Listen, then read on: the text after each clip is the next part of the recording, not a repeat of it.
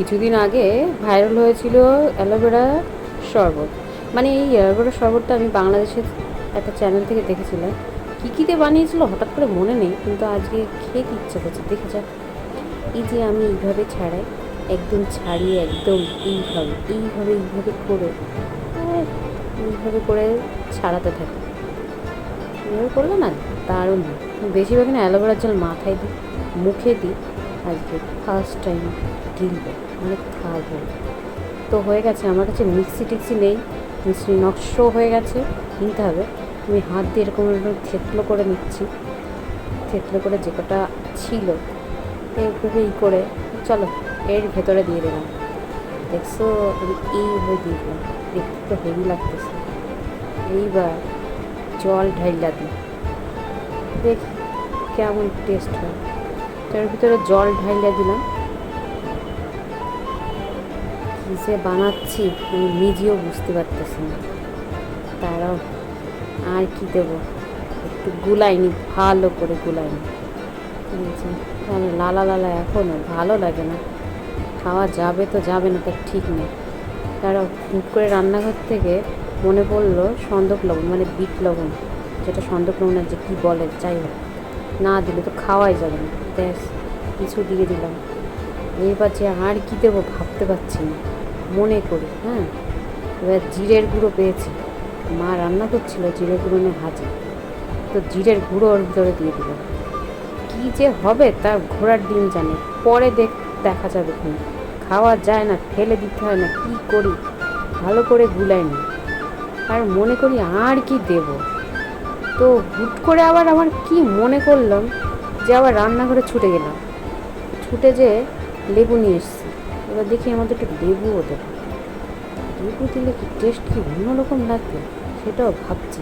খাওয়া যাবে তো। মাঝে মাঝে না খুব উৎপাটাং জিনিস বানাই, যেটা আমি নিজে খেতে পারবো কি না সেটাও ভাবি।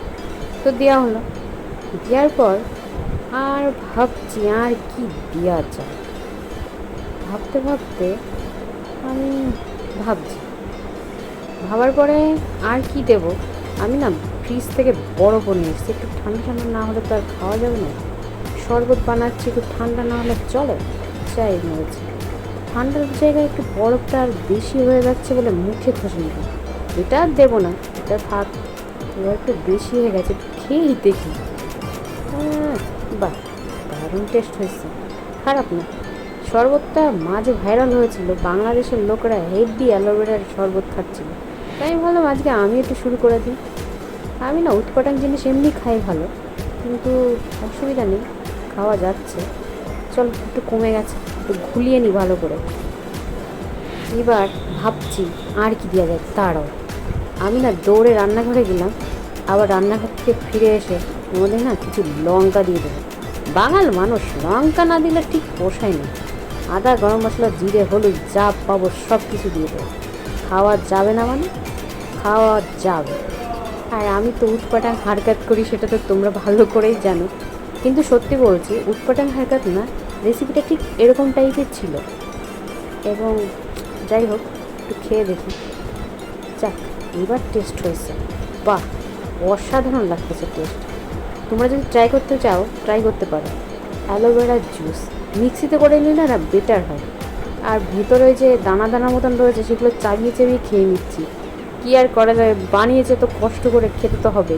একটু লবণ দিলে মানে একটু বেশি টেস্ট হতো, মানে বিট লবণ। যাই হোক, তোমাদের অসুবিধা নেই, তোমরা তো ভাবছো আমি খেতে পারবো কি পারবো না, কিন্তু আমি পুরোটাই খেয়ে তোমাদের দেখাবো যে খাওয়া যায়। এইটা শরবতটা হেভি টেস্টি, উপকারী এবং হেলথ পক্ষে ঠিক আছে। কী কী আছে জানি না, কিন্তু খেয়ে যদি তোমরা বুঝতে পারবা, খেয়ে দেখবা।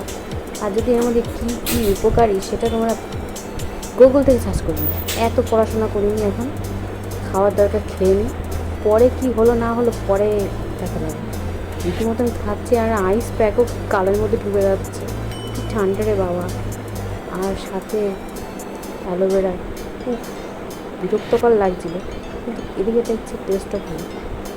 তো ভাবছি আরও কিছু দিলে মানে বেটার হতো, পারলে একটু মধুও দেওয়া যেত। জাস্ট ফিনিশড, অসাধারণ খেতে। তোমরা চাইলে না বুঝতে পারে। আর আমি আর কি করবো, বড় যা ছিল তো মুখে বুঝে না। ওকে, নতুন ব্লগের জন্য তৈরি থেকো।